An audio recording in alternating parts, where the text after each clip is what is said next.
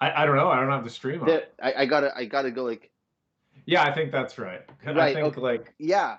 I think I'm if you put your finger right here and I Actually, put my no, finger no. right See, now there. you're showing something off screen. It Oh, it's this it's way. yeah. There you go. Opposite. Oh, it's mirrored. Okay, okay. I'm Right. glad Yep. we figured the technical things out. I'm surprised actually it took you that long.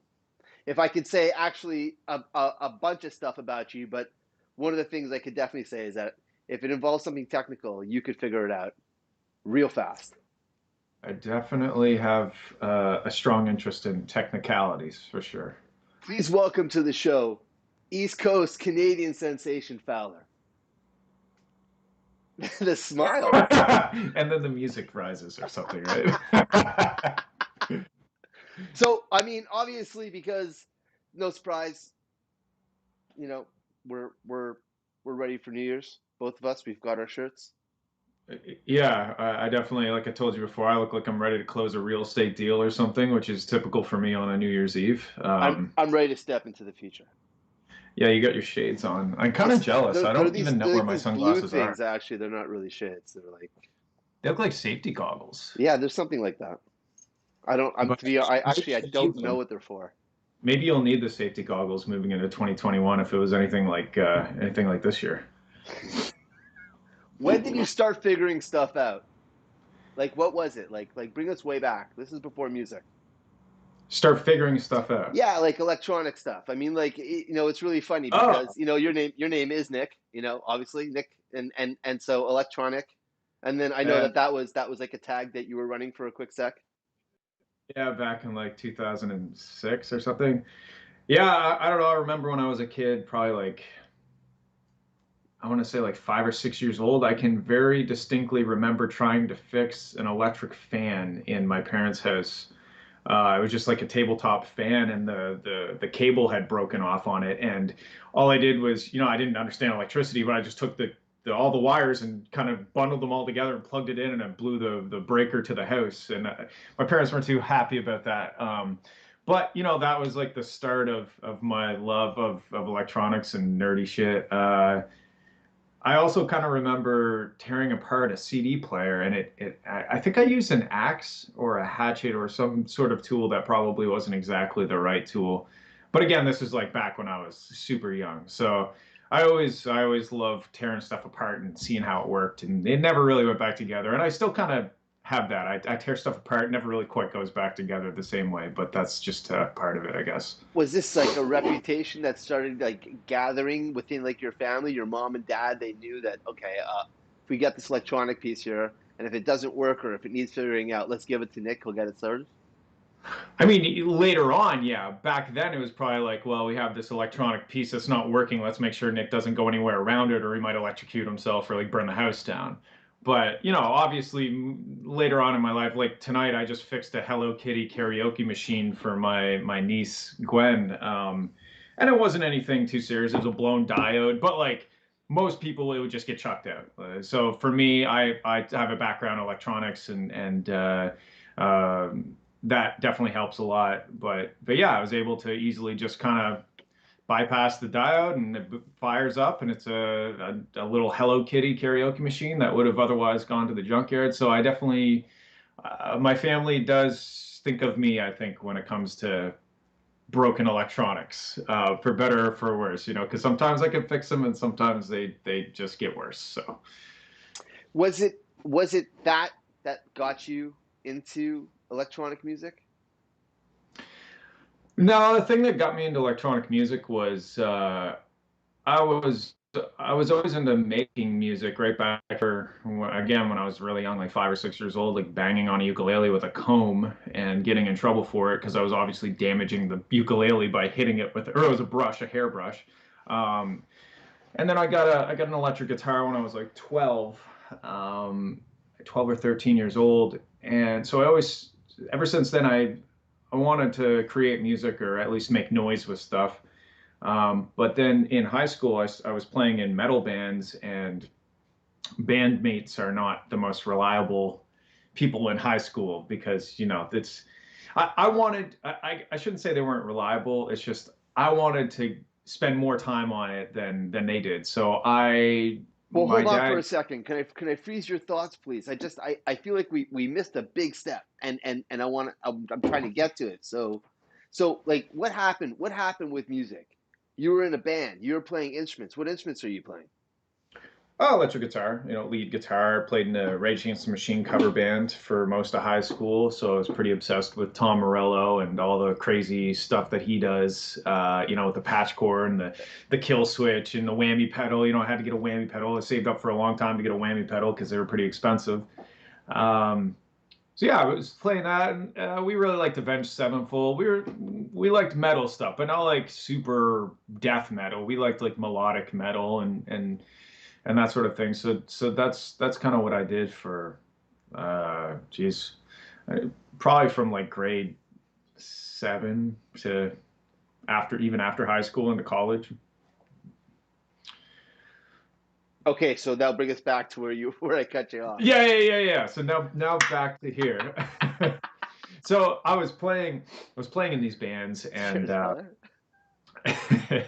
I I wanted to spend more time on it than my bandmates, or at least some. It was hard to get. Also, it was hard to get a band together. You had to have a jam space, and you made a lot of noise, and you had to have parents that were okay with that noise, and my parents are amazing and always supportive in that way for sure. But still, you can only play certain times, and you can't play deep into the night and stuff. So, my way of kind of satisfying my urge to create music more than that was to turn to a computer.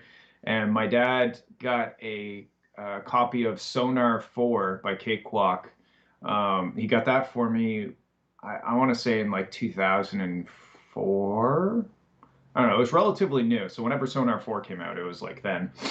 And I originally just used it to make metal because I was into metal. That's what I listened to. I listened to metal and I listened to, hard rock and stuff like that. So I was just using it as like a band replacement so I could put headphones on and continue to make music deep into the night or when my friends weren't available to practice with me or write with me. So I just kind of turned to a computer.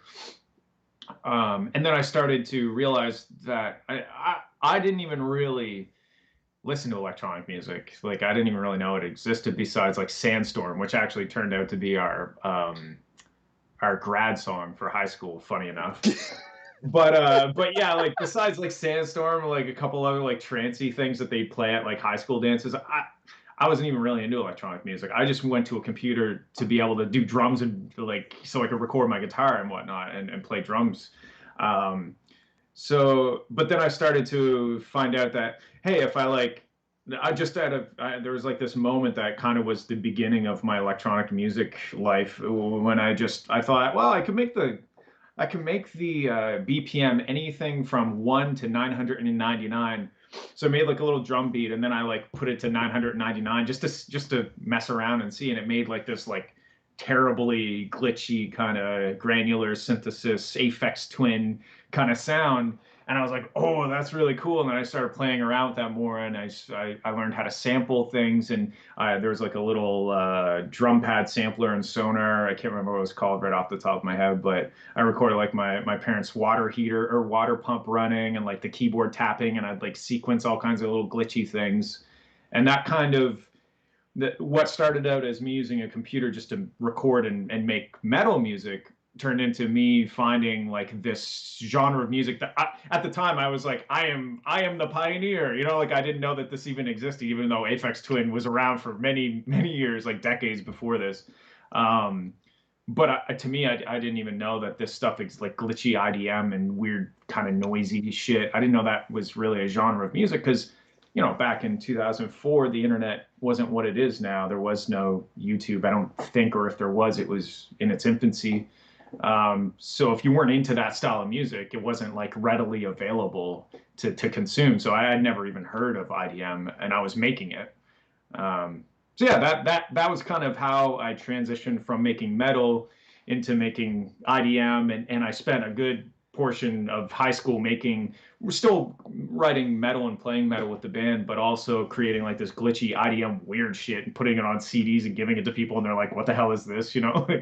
So that was how I transitioned from metal into IDM, and then I think you can still kind of hear metal influences, IDM influences. You can still hear these things in my music because I still love that stuff. It was kind of like my first love of electronic music, so it carries through, and it probably always will. So were your early references to electronic music, was that Aphex Twin, Prodigy, Chemical Brothers, Orbital? Not Orbital, but actually Aphex Twin, and this was also kind of what's the word? Serendipitous. Like I was in London, Ontario, and I was in a record shop back when you actually, well, not records, but when you bought CDs. I would always, that's how I would find new music. I would just go to a pawn shop and they'd have some crazy sale, 3 CDs for $5 or something like that, and I just pick out CDs that looked interesting. And the Richard D. James album of Aphex Twin, and the cover is just his face. And for some reason, I had no idea who Aphex Twin was. I didn't have a phone, so I couldn't, like, I didn't have a cell phone with internet back then, so I couldn't, like, Google it and see what it is, or find it and listen to it before I bought it. I just thought, oh, that's a funny looking CD, and I turned it over, and the track list was all kind of weird looking because you know how he is. So I bought it, and I listened to it, and I was like, holy shit, this is like exactly what I want to make. Like, especially for Aphex Twin, that would have been the best introductory CD because that's his most melodic, that's his most accessible for somebody who's not into the hardcore kind of 200 beats per minute glitch kind of drum and bass shit. Like that has a lot of musicality to it. So that kind of serendipitous event of me just randomly seeing his face on a CD cover and picking it up, and then that, like, Aphex Twin was my first real kind of experience in the electronic music world. And then shortly after that, the Crystal Method, that was another big one. BT, Aphex Twin. I would say Aphex Twin, Crystal Method, BT, and then I was like obsessed with BT because he combined all the nerdy glitchiness of Aphex Twin, but I found it a lot more sonically pleasing. Like he was a little more. It was less pure IDM. It was more like melodic and song based, but with all the stuff I love from Aphex Twin. So I was obsessed with BT for many years, and I still have like a ton of fan paraphernalia that you sign up for, and like CDs and signed stuff. And I was like part of the BT fan club sort of thing, right? So that kind of led me on. And then Nine Inch Nails, I remember buying the Pretty Hate Machine album when I think I was in high school at the time. And it's funny because even to this day, those are still the records that I like listen to the most. Nine Inch Nails definitely gets the most play for me. Massive Attack too. Um, those kind of bands. But yeah, that kind of, and again, with that knowledge, I'm sure if you listen to the stuff that I make, you could probably hear those influences in there. So you were listening to all the electronic music that was coming out around that time that was resonating with you. I can't say all of it, but the stuff that was resonating with you. At this point, you had gone to a party, a rave, a club night. I mean, actually, wow, I'm just remembering this. I bought. Okay, so I was DJing weddings when I was in high school to make a quick buck, which is like, man, for a high school student, like 300-400 bucks for a night. It was pretty rough because like if you're DJing weddings, at least 50% of the people there hate you no matter what you play. You play one song and half the crowd hates you and half the crowd loves you, and then you play another song and it flips. Anyway, I in order to make that more sustainable, I found a good deal on a PA system. So I got these two. It was a Yorkville Pulse, I think was the line. They weren't very good, but they were loud. And there were two 18-inch subwoofers, and then two 15-inch mains with like horns or like tweeters. And then I also had some Yamaha cabinets. Anyway, I was DJing parties, so I had, I want to say, virtual DJ, maybe Tractor, but I think it was virtual DJ back then, and a very basic knowledge of DJing. I had no aspirations DJing. I just like I wanted to show my friends this cool music that I found. So that's what I was. My parents' van. I'd load the PA system into it and drive to the party, set it up, get noise complaints all the time. Turn it down, and you turn it down a little bit and then back up again. But I had no real knowledge of beat matching or anything like that. I was just like, I just want to bring the sound system and like show you these cool beats I found. And I remember like I started to get into like Armin van Buuren. I remember his song Shivers. That like I used to love that song. And there was another song with Tiesto and BT. I think it's like something Love. I can't even remember at this point, but anyway, I started to DJ, and I don't even know where I was going with that, but the I was DJ. waiting. I thought there was a big payoff here. Come on. I don't remember what the original question was. I just was like going down memory lane because I honestly haven't thought about that in a long time. Like my friends John and I was Tass. asking you about parties.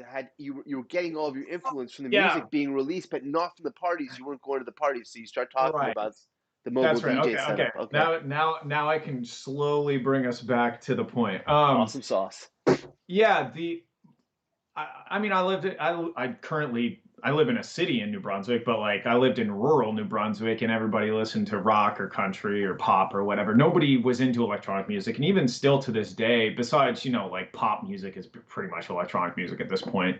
Um, but there still isn't really any venues pre-COVID. There was never any real venues for like real dance, like dance music that's not just pop remixes or the kind of like top 40 dance club stuff, because there's just not enough people around for that niche to survive a bar. Like there's no bar in St. John that I know of that could just have like, like Chris Lake and stuff, like good dance music playing, because people would be like, what is this? Like where's Billie Eilish remixes? Where are these pop stuff that I can sing along to?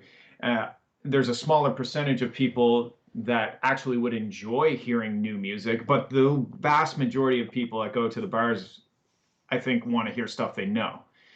So there's my point being, I was kind of the most in my friend group, in the people I knew and the people I hung out with, I was the most knowledgeable for electronic music, and I wasn't even that knowledgeable. So like, I wasn't going to parties and learning about new electronic music. I was going to parties and bringing new electronic music, and I wasn't even like, I had no authority to do that. Like I was just some kid that like had Napster, or LimeWire or BearShare or whatever it was at the time, playing like really shitty rips of like dance music and stuff.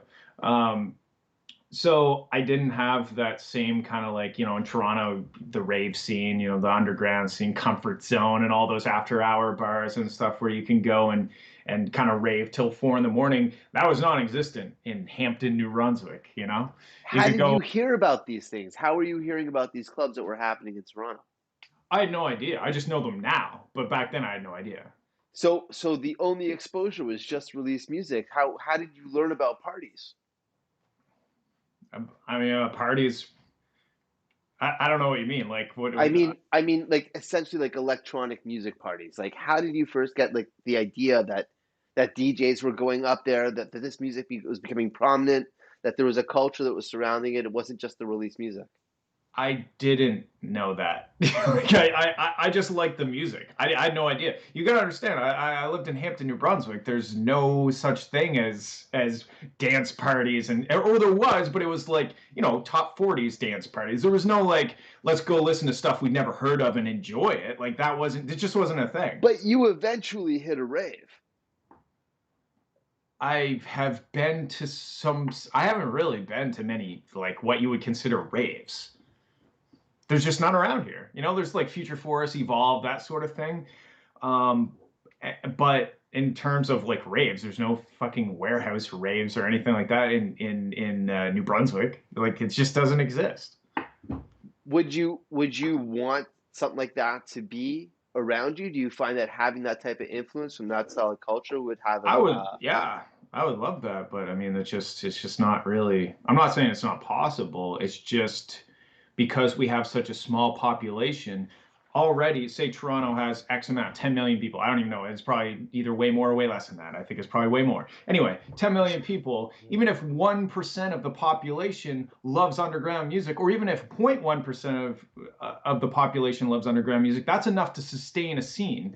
But when you only have 100,000 people, or like 1% of that spread across a big geographic area, you can't really get those people together and have a rave. Like it's not sustainable. So you were doing a form of DJing before you were really, going into the direction that you're going in right now with production. But Yeah, and I I still don't consider, I would never consider myself at any point a DJ. You know, like even when I was DJing, I wasn't a DJ. I was just a curating person that press play and uses the automatic beat sync feature, you know? And maybe I just described a lot of DJs. I have no idea, but well, okay. Well, here's so. All right. So here's what I was trying to say is that what I know that you haven't had the strong push or pull to go into a live setting. This, you've put out over the last couple of years, especially, I know like the last half decade, we've seen Fowler music, become more and more, incredible and exposed. The last couple of years have been really, really strong for you. Um, you haven't had that push or pull to get up on stage and do it, which seems to be, I mean, you may disagree with me. It seems to be the direction. Like that's what it is. Make a hit or a few hits, and then bang. Road time, road trip, road trip. road trip. Yeah, no, I never, I mean, the most inspired I've ever been to actually get on stage was after the Monstercat Compound event where they were like playing my track and I was on stage. I wasn't playing my track, but I was on stage and there was like this massive crowd of people rocking out to something I made in like a cabin in the woods of New Brunswick. And that was a really cool experience. And I thought, okay, my new goal is now the next compound because they asked me if I could DJ because somebody couldn't, I can't remember who it was, they couldn't make a flight or something. They're like, would you be interested in getting up? And I was just straight up like, I'd love to, but I don't know how to DJ. And they're like, what? They're like, I thought you were like a DJ. And I was like, no, no, no. I just like I make music in a room by myself. Like I don't know how to DJ. So that kind of sucked because I had this amazing opportunity to get up in front of, I don't know, thousands of people crammed together, all there to listen to Monstercat music, and I couldn't do it because I didn't know how. So my goal before COVID was to learn how to DJ at least to the point where I felt comfortable, like I could enjoy myself on stage. Um, and then COVID happened, and then I was like, well, I guess I don't have to worry about learning how to DJ anytime soon because there's not going to be anywhere to DJ, you know. So and I've done like virtual shows where I've created a DJ mix, kind of, you know, like NFL created it, mixed it together, and that was I really enjoyed doing that, and I thought that was very satisfying. But that's a lot different than being able to do it on the fly live and pick songs based on the crowd reaction and like the stuff that you're so good at, being able to work a room and read the crowd and all that stuff. I was just enjoying like finding songs that worked well together and finding clever ways of like sneaking, you know, Dill's line into other songs where he says that's hot and you know just like that sort of stuff. So I don't know that in a way that's more of a producer kind of action than it is a DJ action because I'm sitting there in a room and crafting something. Um, but you know, maybe after COVID, if that happens, goes away, I don't know. Maybe I'll be. I'm definitely interested in being able to enjoy that energy with a bunch of people in a room together. That I'm interested in that for sure. It's just the mechanics of DJing that I need to spend time to learn how to do, and I just haven't done that yet. Do you find that there's an alternative pressure to being solely a producer in the electronic scene without trying to be like, here's my next, 6 tracks, and I'm hitting the road for the next year, and then another 6 tracks, or Mm, not really, but I'm kind of spoiled in the fact that I have I make a comfy living from the TV work that I do. So the pressure that may be there for other people financially to be a financial success as quick as possible so that they can pay rent, you know, I get that from other places. I get that from my TV work and whatnot. So for me, even if there is pressure there, I'm just like, whatever. You know, like I'm not. If I thought that it actually would help me grow my brand, grow, you know, what I do and be creative and bring some value to people, I'd be all for that. But if I just think like, oh, this is what people expect me to do next, like I don't give a fuck about that. I'm just it is what it is. Eventually, when it makes sense for me to do a live show or you know hit the road or whatever you want to call it, if it makes sense to me and I want to do it like I want to do it, then I'll do it. And if it's just kind of like these are the things you have to be or to do to be successful, then I don't really pay a whole lot of attention to that. Do you think that there's a direction that typically needs to be followed to find success? Do you feel that maybe sometimes that there's you get a vibe of being an outlier, knowing that you're alone in the cabin in the woods in St. John, New Brunswick by yourself? Yeah, I'm not saying that, I don't do strategic things to try and get my music out to as many people as possible. I'm not saying that strategy and kind of the business side of what I do isn't important.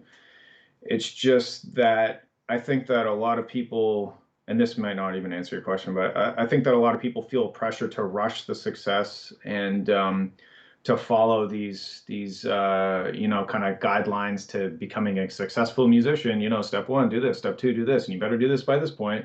Like, I don't know. When I see people doing that, it makes it hard for me to focus on what they've created or their artwork. It makes it hard for me to um, consume their art and enjoy it because I'm just focusing on like, oh, they're just doing that because they think it's, if like somebody like there's like a new TikTok song and then somebody puts out a remix of like a TikTok song. It's like, hey, did you really do that because you really enjoyed that song and you had this great idea, or you're just like, oh, this song is huge and I need to remix it so that I can get some like views or plays.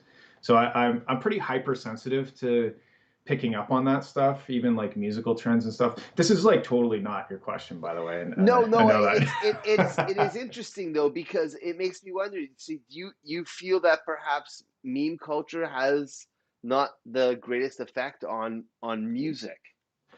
I think meme culture is entertaining. I think that if you are trying to follow a meme trend, you're already too late, and you should be trying to just create your like a meme is another form of artwork, like it's another expression. It's a creative.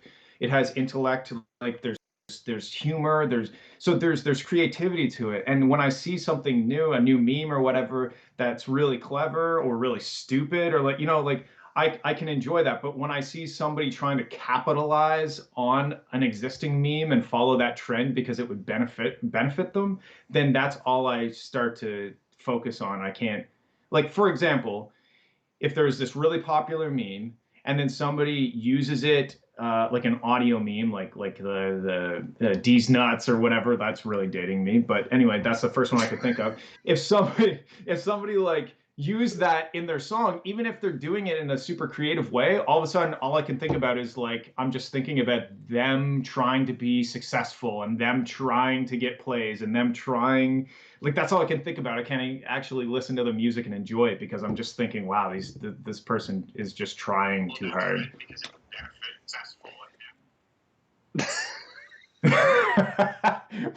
What was that?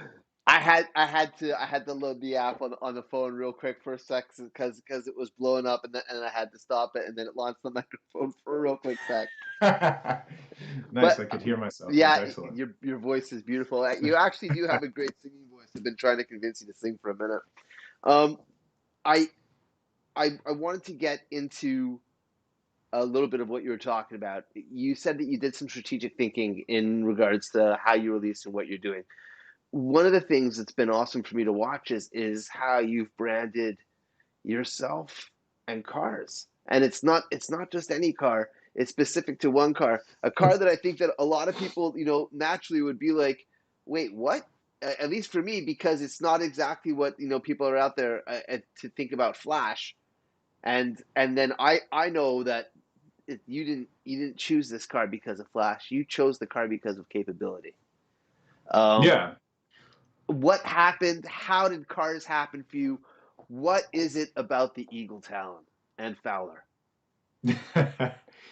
Well, first of all, I was only into cars as much as a normal 10-year-old boy would be into cars. I wasn't like, oh my God, um, there was no real crazy motorsport enthusiasts in my family. There was no real, I don't, I wasn't really that into cars, to be honest. And then as a graduation present from high school or college, I believe high school, my parents got me a '99 Tiburon. And that was my first car. I still have it, even though everybody, including my girlfriend and my parents, try to convince me to get rid of it because it's just sitting out in my driveway, not doing anything. Um, I got that car, and it was a 5-speed manual transmission, a 2-liter with 140 horsepower. It wasn't exactly a fast car by any means, but it was a sports car.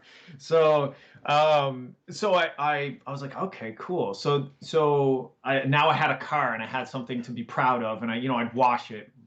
It was black, so it was really hard to keep clean. I'd have to wash it a lot. So I'd wash it and it would be shiny and black and look nice and I'd like it and I'd put the tire shine on. It would.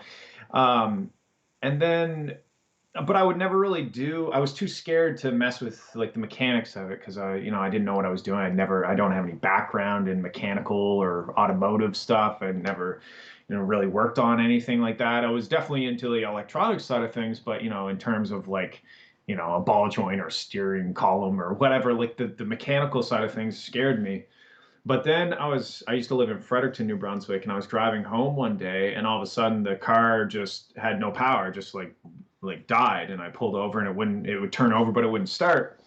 And it turned out that the timing belt broke, and the engine was basically toast. I mean, unless you rebuild it and do valve guides and valves and stuff.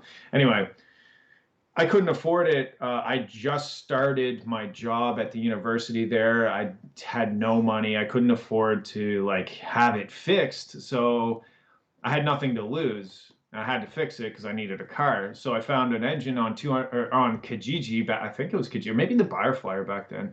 Anyway, I found an engine for $200, and since I had nothing to lose, and since the car was broken, I couldn't break it anymore than what it already was. I was like, hey, I'm going to take the engine out now. Like I had no idea what I was doing. I was just like, well, I've got an engine here.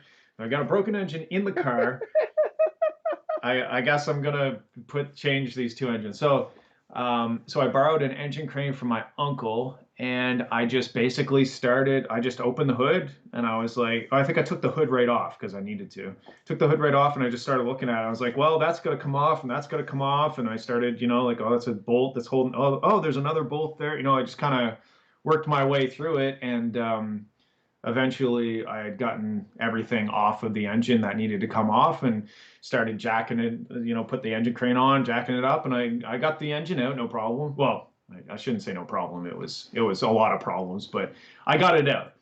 Um, and and then I got the new engine in, and there was definitely some hiccups. Like when I put the throttle body back on, I forgot there was a washer in between, and as soon as I started that engine up for the first time, it went right to red line. It was like there was all kinds of problems, but at the end of the day, I successfully swapped this engine in.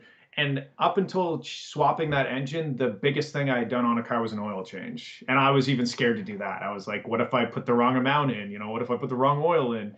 So I went from not being able to even like change the wheels on my car to like the winter tires and stuff because I didn't even have a jack. I went from not being able to do anything to having this incredible opportunity to have nothing to lose and try to change the engine, and it was successful. And then I was like, you know what, this isn't too bad. So I started, I put a cold air intake on it, I put like an exhaust on it. I started like, digging in a little bit into this car, and I wasn't quite as afraid. I did some body work on it. Luckily, there's like plastic things that go over the body work, so you couldn't see my shitty body work. You're leaving out the Um, Nick Cage sticker.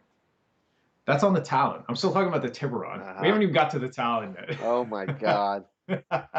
So this was my introduction to cars. It was basically nothing, nothing, nothing, engine swap. Um, and that got me, now that I was like, I changed the engine, I could do anything, like I was pretty cocky because I was like, I just changed the engine in this car. And to me that was insane. It would be like, like you don't have any desire to be good at working on cars. You don't work on your own car, and imagine you just went out into your driveway and changed the engine in your car. Like it's just it gives you a lot of confidence that you're like, I just did this. And changing the engine on a 99 Tiburon is different than changing the engine on a 2019 Escape or whatever you're driving these days.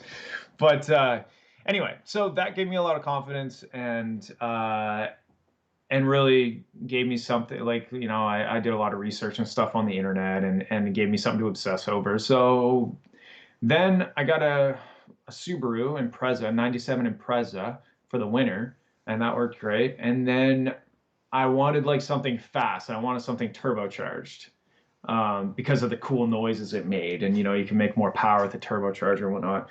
So then I found this Talon, and it was a really, I don't even think I knew what an Eagle Talon was until I saw this ad for this Talon for, I think he was asking $1,000 for it, up in Bucktouche, which is like 4 or 5 hours north of me. Um, and I did some research and I found out it was all-wheel drive, and I was like, oh, that's sick. Like anything that put power to the rear wheels was good by me. And it was turbocharged, and I liked the way it looked. It had this weird hump on the hood that I didn't know why it was there. So I went up and took a look at it, and took it for a spin, and it was like I'd never driven anything fast before. And a stock Talon isn't that fast. It's quick. I would call it quick. It's not fast. But to me, because I was coming from 140 horsepower and all of a sudden I have 200 horsepower, and the sound it made, it didn't have an exhaust. It was just like turbocharger down to nothing. It was like screaming loud. You could hear like the turbo going, and I just drove it around his subdivision that he lived in, because the water pump was seized, the alternator was seized. It basically just like charged the battery up enough to like drive it around for a few minutes, and then it would overheat because the water pump wasn't circulating the water. So anyway, I drove it around, and I was like, oh man, I probably only drove it for like 3 minutes, and I was like, oh, this is so cool. Like you put your foot down, you feel the boost building, and you push back. So then he was asking $1,000. So I said, okay, I need to go think about it. So I went to the gas station, called my dad, and, talked it through with him, which I always do whenever I buy anything. I like call my dad and like talk it through with him. And then I went back and I offered him $700, and he took it. And then I called the tow truck and towed it back to my place, and it definitely wasn't roadworthy. It had no exhaust. Like I said, the water pump was seized, the alternator was seized. I don't even think the power steering worked on it. I can't really remember because this was like nearly 10 years ago. So yeah, and then I don't know. This is a huge story, so I don't even know what to go into. But that's how I got the Talon. That's how I got it through CAA. I hope they're not listening, because the tow truck driver took a little bit of extra cash and took it way beyond what the CAA like covered me for. Oops. And Well, this is a long yeah, time got it ago. back. The records are probably erased after several years. So. This was like 9.5 years ago. Perfect. Yeah. Doesn't exist. So anyway, yeah, I definitely didn't plan to have an Eagle Talon. And even when I started the Fowler project back in, oh God, 2013, 15, 13, I think 2013, I didn't have this grand plan of having it part of my brand. It was just my car that every winter I'd tear it apart and rebuild it. And I put a lot of money and a lot of time into that thing over the years. And I'm naturally, it's a part of me now. So it makes sense that it's part of my brand, but I never planned that. I just, like, even with the first Monstercat release with Numb, that artwork didn't have the Talon in it. But then I made the song How We Win. And I was like, oh, that'd be cool if like my car was going across the finish line. And then all of a sudden now the Talon is part of my brand, and it has been ever since. And it makes a lot of sense because like I love cars, I love music, so why not have them both part of my brand? And it's very genuine, it's very organic. I make car content for my YouTube channel. I race my car. I work on it. I film all this stuff. Like it all makes a lot of sense. And honestly, it seems like a genius branding move, but it just kind of happened. Like I didn't plan it out. It just happened, and I'm glad that it did. How much of what would you say is that type of happenstance? What that you're doing and that you then springboard off of?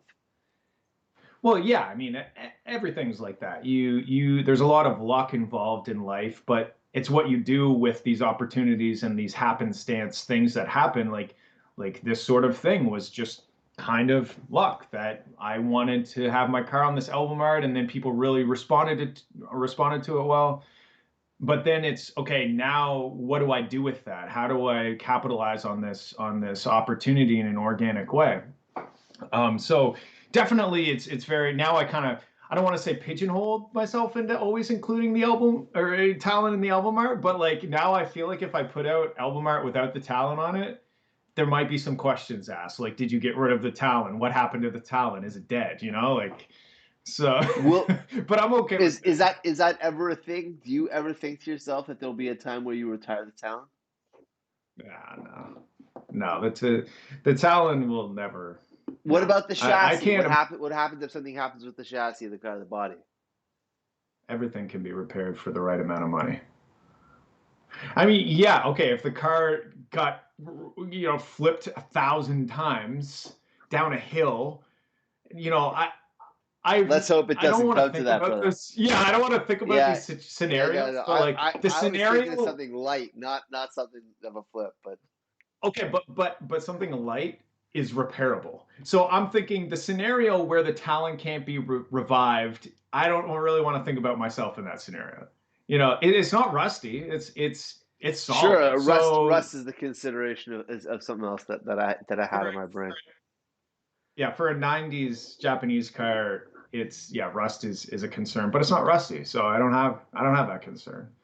And I just drive it very carefully on the road. Like I drive the piss out of it when I race it, but when I'm on the road, I just drive like a granny. I don't drive it too fast or anything like that. So I try to be very careful because every time I drive it, I'm like, if I just got into like an accident and like not even a serious one, like yeah, I could twist the frame, and you could always straighten a frame, but like, so I drive it carefully on the road. Is the car something that you use for when you get stuck with writing? When you're in the studio, when you're in the cabin in the woods, and you're off and you're trying to generate something, and it's not coming to those moments they happen. Is it does it help having the car that you know that is waiting for you? Be like where you say fuck this, step away, get behind the wheel, or open it up in the garage and do some work. Yeah, definitely. I think it's obviously music is a very big passion of mine, and it's a very probably the biggest part of my life in terms of my passions. But yeah, it's nice to have something else besides music because I know some people that they're just all music all the time, and I feel like that's yeah, sometimes that can get you into situations where you can't get out of a rut. But I guess most people probably have something else, even if it's just like video games or some other passion to get you out of that world for a bit. But I definitely have, yeah, I've definitely gone for drives after struggling in the studio for a while, or even the studio has three screens, and my tuning software for the Talon requires a lot of real estate. So like I definitely will pull up the tuning. I'll do like a data log on the way from my house to my studio, and then I'll pull up that data log and do some tuning. Like it gives me a nice chance to step away from the music and focus my brain on something else that I love. So yeah, it's definitely a good escape when I need it. I'm curious. I know this because I've been in the ride myself. Why not ever invest into something that is decent to play music inside the town? Yeah. Well, first of all, the Talon doesn't have any sound system. It doesn't have any speakers. Doesn't have any radio or nothing. It's stripped for racing, basically. Just get rid of everything that you don't need for weight savings. But even in my BMW that I drive in the summer as well, it has an amazing sound system. I don't really listen to music in it very often. My Jeep has a shitty sound system. I listen to podcasts. I just every day I get up in the morning, I go to the studio, I work on music all day long, and when I leave, I don't really want to listen to music anymore. And the Talon, I just love the way it sounds. The BMW, I love the way it sounds. So I just listen to the car, and that's better to me than the music. How is it that you find yourself discovering new music to influence what it is that you're doing? You. Come on, you can't say that, right? That's not that doesn't work right now. No, I'm Yes. serious. Like It's a struggle. that you're like It's a, you're this high deep, with Nine Inch Nails. I know that you're in the shower, it's rocking. You're in your bedroom, if you're just chilling, it's going. You're in the kitchen, you're cooking. It's NIN, NIN, NIN. Which is awesome sauce. but are, if you're not turning on the radio, if you're not checking charts, how do you know what's happening? Does it matter to you? I kind of live under a rock, for better or for worse. And I think more for worse than for better. Um, because I find it really hard to find music that I like. I find it really hard to find music that I want to listen to more than once. And there's a lot of music out there. There's a lot. It's very easy to upload anything to anything these days, for again, for better or for worse. It means that a lot of creative people that might not have had the financial means or the opportunity to reach the masses, it's great for them because now they can put their music out. But it also means that everybody that's just kind of piecing together loops from a splice thing or from like a cymatics thing, they are out there too. And when I hear a cymatics drum builds and then a drop filled with pre-made kind of wubs, I'm just thinking, what am I listening to? Like, so it's really hard for me to cut through that noise and find actual good stuff. So Spotify helps a lot though. Like I find Spotify like they're going off the radio, like find a song I like and then go off the radio and then kind of skip until I hear something I like.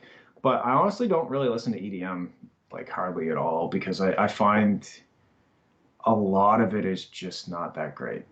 Like it's so easy to just go and get these amazing sounding wubs and piece together this amazing sounding drop that doesn't really convey any sort of anything besides like listen to these amazing sounds that I've found, or even listen to these amazing sounds that I've created. Even if it is, even if it is a creation of these sounds, I'm still not really getting anything out of it besides maybe like, oh, that's a cool sound, but like I'm not really hearing a song there. So I don't really listen to EDM. I'm not a big fan of a lot of EDM for that reason because I just find it's too concerned in creating the craziest wubs or the craziest like build up, and then it's so predictable a lot of the time. And I know that I'm saying this and I make stuff that also is predictable because it has builds and drops and whatnot, but that's why I put like electric guitar kind of metal stuff in How We Win. I'm trying to like switch it up to give you something beyond just the snare, that,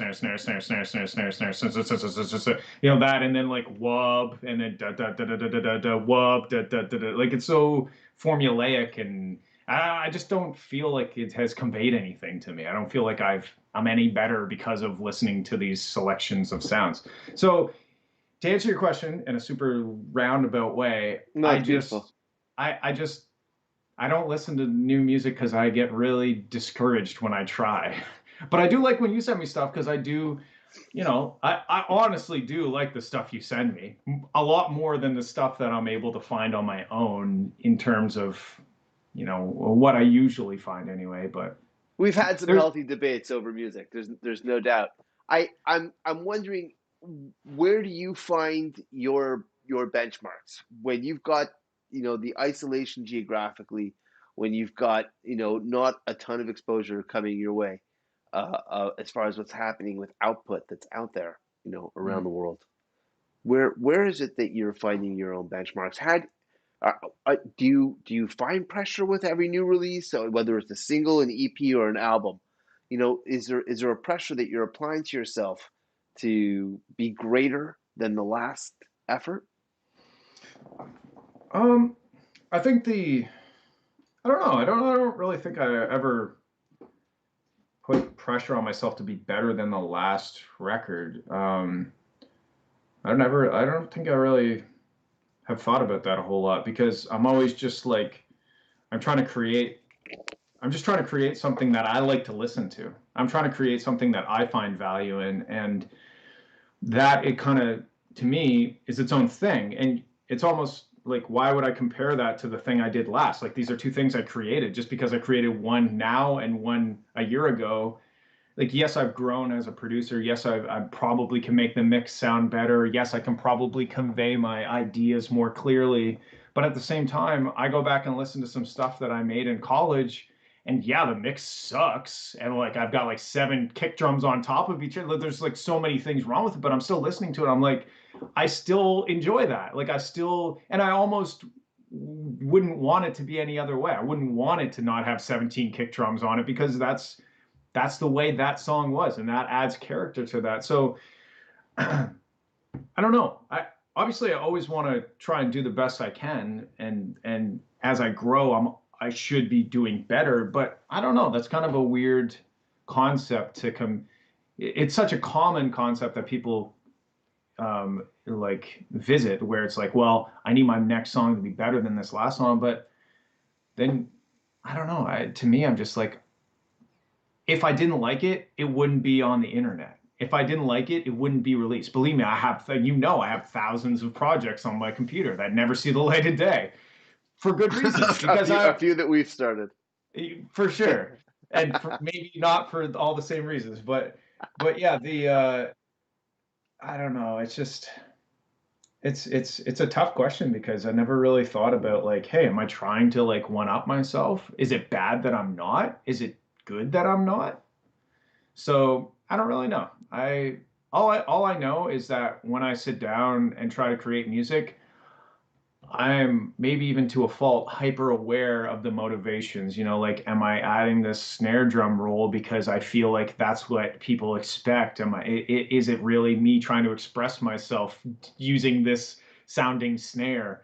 You know, like the one snare that I can't stand is that like Jack U snare. Sounded great when they used it. Sounded great when they were the first ones to use it. But now anytime I hear that Jack U pling, like that plingy snare, whenever I hear that, I'm just like, all of a sudden that's all I can hear in the whole song. The rest of the song doesn't even exist to me anymore. All I can hear is that pling, and so I apply that to myself as well. I'm like, well, you know, why am I doing this loop, or like, why am I doing this you know, every quarter note, and then at this point I'm going every 16th note, and then every, you know, like why am I doing this? Am I just doing this because it's the thing to do, you know? And at that point, is it even me expressing myself, or am I just like kind of following the guide of how to make EDM? So again, I have no idea what your question was, but I hope that answered it. So This is how my brain works. I just kind of go off and I just run with it. right, and ironically, this is your brain not on drugs. Yeah. So we just dropped an EP, 5 original tracks. Um, I know obviously the the behind the scenes stuff in regards to the creation of the EP.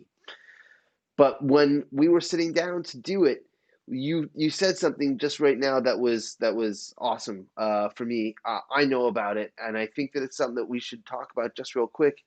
Is how you feel about stuff, and that when you're putting together tracks, it's not just let it drop and let it rock a room or let it rock a floor. You're emotional.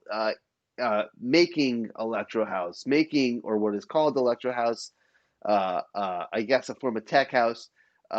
I think bass house, what can be called bass house. You've touched on these things, and there's been an emotional attachment for you with this.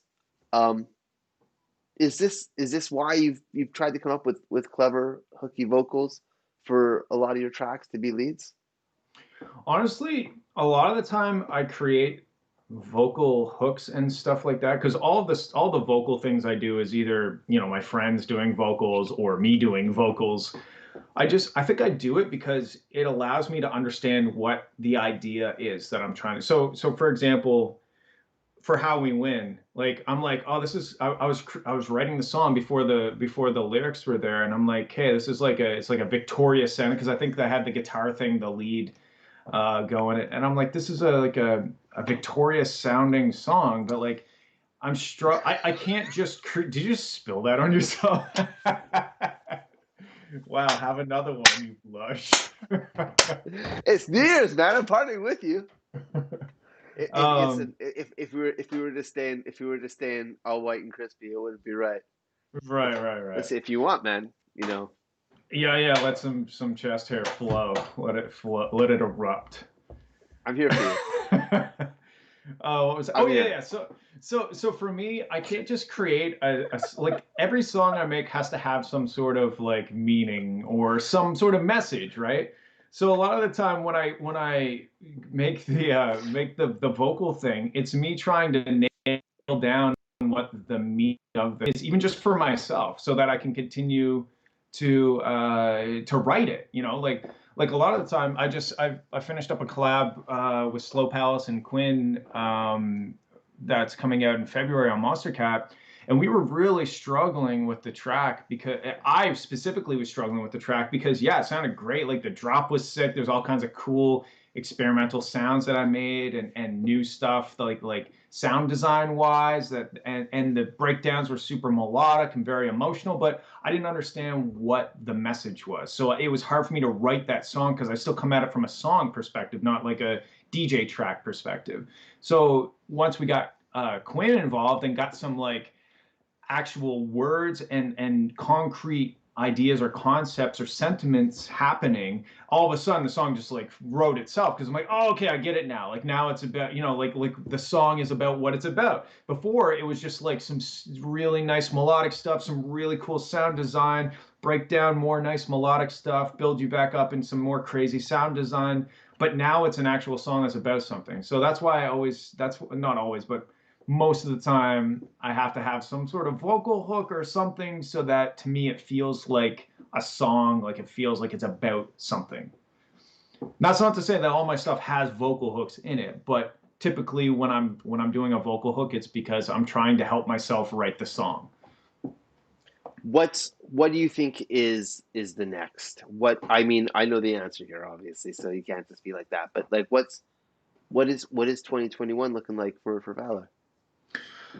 Well, I mean, I feel like I've really stepped up my video creation abilities.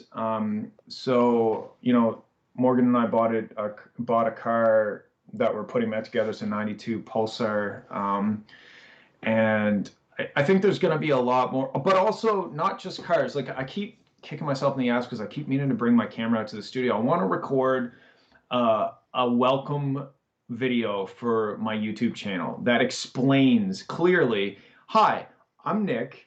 I love cars and I love making music. And on this channel, you will find me making cars and me making music. Like to really lay out the brand of you're going to find car content, you're going to find music content. This is what I do, right? So to me, 2021 is going to be about really trying to nail that brand and incorporate it in a really good way and be able to have, you know, like there's lots of interesting stuff that happens in my life, lots of funny moments, lots of stuff that happens, and I want to be able to capture those moments in a meaningful way and edit them together in a meaningful way so that you don't have to sit through 24 hours of footage to enjoy the things that I enjoy in life. So that to me is going to be a big focus. But also, as you know, I'm working on a full length album that's not really EDM. It is electronic, but it's more emotional or more melodic or musical, you know, some ambient stuff and whatnot. So, you know, I could sit in the studio and make How We Win over and over and over again, but I don't want to. So 2021, I'm not saying there won't be electro in 2021, but my biggest focus right now is that album and putting it together because I think it's one of the best things that I've done so far. And I mean, you know, there's like 17 songs, so I'm obviously gonna have to chisel it down and but I still want to add more. I'm still like, oh, I got these ideas, and you know, I still want to add more tracks to it, and so I gotta make it make sense to me before I reveal it to the world. But that's obviously going to be a big thing for 2021 is this album, and also the NFT art thing is really cool. With the cryptocurrency, the blockchain, digital artwork sales and stuff like that. Mike Darlington from Monstercat reached out to me and introduced me to some people and really introduced me to the whole idea. I had no idea it existed. So that could be a cool thing for 2021 as well. But I think mostly it's going to be me nailing down my brand and being able to create content to communicate that brand more effectively than I have in the past because I still am kind of riding that wave of like happenstance of like people love my talent, people love me. Like, wow, what do I do with this? You know? So I want to nail that down a little bit better and create content that people want to watch right to the end. And still no live shows. It's COVID. What kind of live shows you thinking? I like to stay optimistic. I mean, like, hey, anything could Okay. happen, right? I mean, All right. 2021 still 12 months. Anything could happen for sure. There we go. I am. One thing's for sure. There's nothing stopping me from filming myself putting this car together in the garage, and there's nothing stopping me from creating music in my studio. So I'm going to focus on those for now. And if maybe things start to open up and there's an opportunity that I'm like, okay, now I actually need to make a live thing, then maybe I'll do that. But like at this point, I'm going to focus on my strengths, and that is creating music and working on cars. I want to know, how does the Grand Prix fit into stuff that is going to be happening in 2021? Are you going to continue doing the races? Yeah, that's a good question too. So for people who are listening that might not know what it is, because it's not really that well known. It's just they're more like my super fans or my closer knit community of fans that know about it. It's an ARG. It's like a internet puzzle for each race, or for each song that I put out, for each single. There's a race that I've created, and each one's totally different. And honestly, it takes just as much work, sometimes more work, to make the race than it does to make the song that it goes with. Um, and whoever gets to the end of this puzzle, kind of like it's almost like an escape room sort of vibe on the internet, whoever gets to the end first is the winner of that song. And I have homemade trophies that I've created out of parts that came off of the Talon. And there's plaques, and there's some other little goodies that I send, that I mail them, and they become part of the pit crew, which means like they get to listen to stuff early. There's exclusive content. I share ideas with them and whatnot. So moving forward, we've done 5 races so far. There's 2 more coming out early 2021 with the Slow Palace collab, and I have another collab coming out on Insomniac Records with Cloverdale, and the those 2 races that'll take us to 7, and then 3 more races, and then I'm going to take a break because it's honestly so much fucking work to make these races.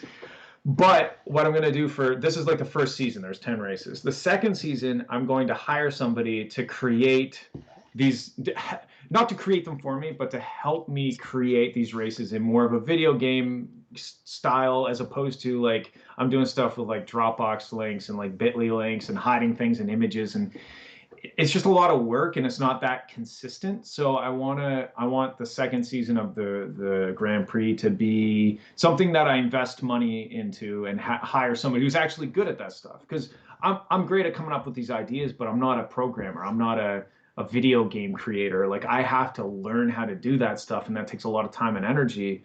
So I really want to, and I just think that somebody helping me it would have a better outcome anyway. So yeah, after probably halfway through 2021, after the first season is done, I want to say the second season is probably going to be a 2022 sort of deal, because I want to really step it up to create 10, I'm almost thinking of creating 10 video games, to 10. And I've reached out to a couple programmers who I enjoy their games, and I'm still, working through that. But I want to create something that's a little more structured, or a little more professional in terms of the presentation of it, the graphics, or maybe there's actually like a race, like an actual game where you have to race instead of fumbling through Dropbox links and whatnot. So that's the plan. It's definitely going to continue because I think it's a really cool concept, and it really ties the 2 sides of the brand together well. But I need help. I need help with this.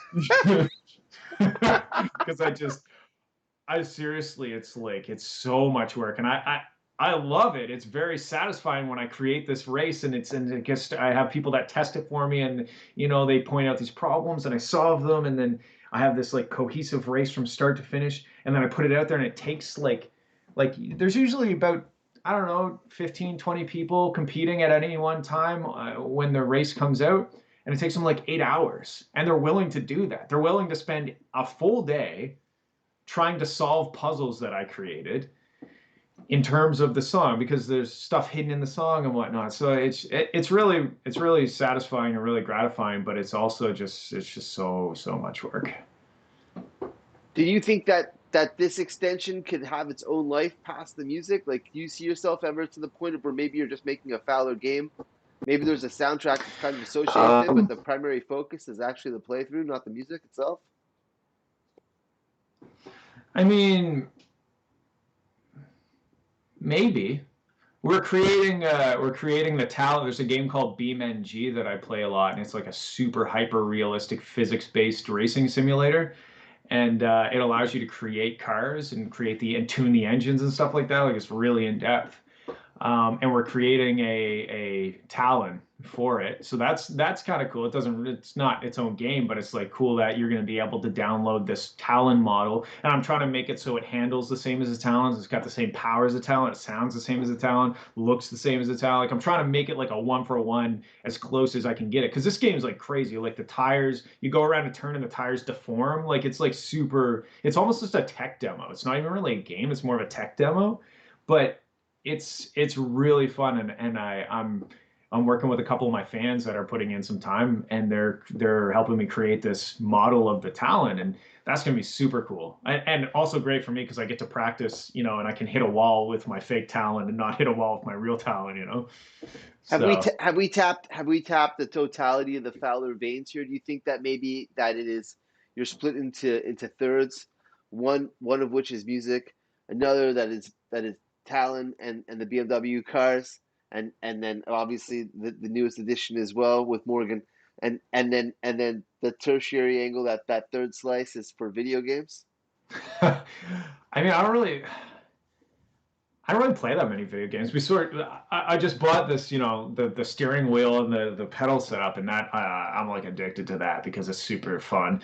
I don't know. I mean, I love video games, and I'm definitely nerdy, and I like to play, I like to play video games, but it's not really a huge part of my brand. I love playing video games with my fans, and we have on Discord we play Jackbox, and it's hilarious, and there's actually quite a bit of like Fowler lore, you could call it, or like Fowler.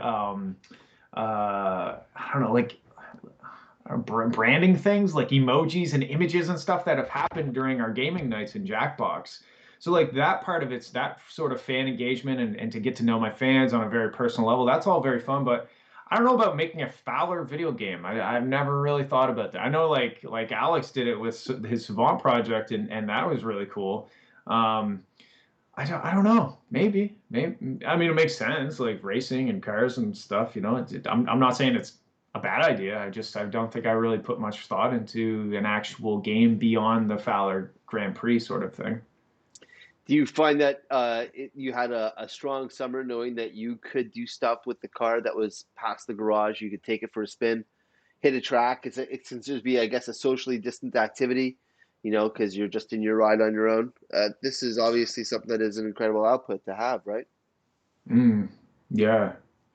Yeah, no, we're really lucky that we were able to still do races this year. So if people don't know, I do autocross racing, which is typically in a parking lot set up with cones. It's more about handling. It's less about like, I don't even typically get out of second gear.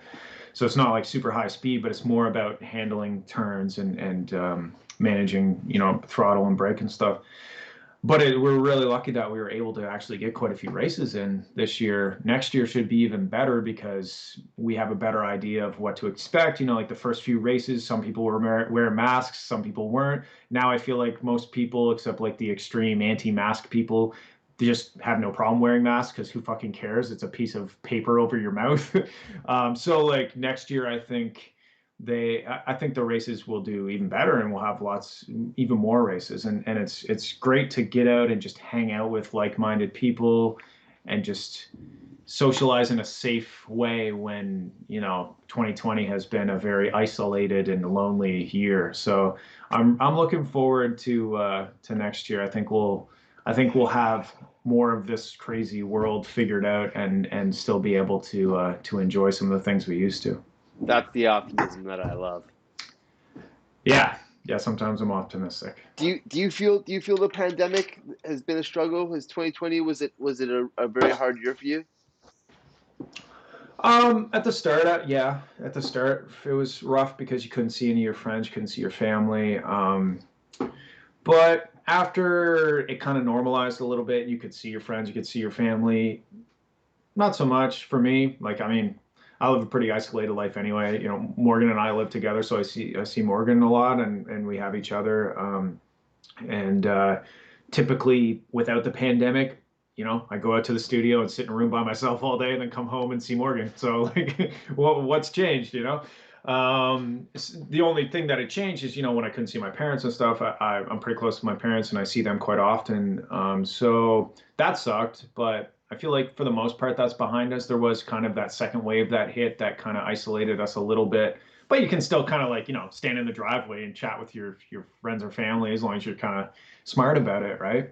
Um, so no, honestly, the pandemic hasn't really affected me as much as it's probably affected a lot of people, especially people losing their jobs and whatnot. If anything, more people are listening to music, more people are watching TV. So hasn't really, can't complain, I guess is the moral of the story. It's good to see you smiling. I know that my cheeks have been hurting for the almost the entirety of our broadcast. I'm sorry about No, yeah, it's that. I don't know how we're gonna move past and be able to forgive you. One thing's for sure is that it's been a pleasure having you with us here in the utility room, Yeah, Fowler. it's fun. Yeah. Yeah, it's nice to, I definitely, I want to be in the room, but it's, this You is the you second best thing. you are. It was certainly I've done obviously a mix. So some of the guests we've had on the show, I mean like I know them, but like I don't know them. I want to say that we spend on average a day, if we have a slow day, 2 hours a day messaging, and it's Mhm. and I know obviously everything that goes into the project for Fowler, and I appreciate you sharing it with everybody else here with us tonight. Yeah, anytime, man. Thanks. Thank you. All right, and any idea of listen? I'm gonna step back into 20. I forgot you were wearing those, to be honest. No, how did you forget? It was. They fit your face so naturally. Did it? Did it work? Yeah, Did it? I yeah. wanted to have fun on New Year's. You know what I mean? Because I know that it's tough, You're and I'm really letting loose. Really yeah. letting loose with I those did. I, glasses. I Yeah. wrecked. I wrecked the shirt. I stained it. I unbuttoned it. I got a little loose. I wore funky glasses, and then Yep. I let my hair down. I took a shower today. I got. That's right. Yeah. That's nice. I I'm got. proud. I got beautiful for you on New Year's. That means a lot.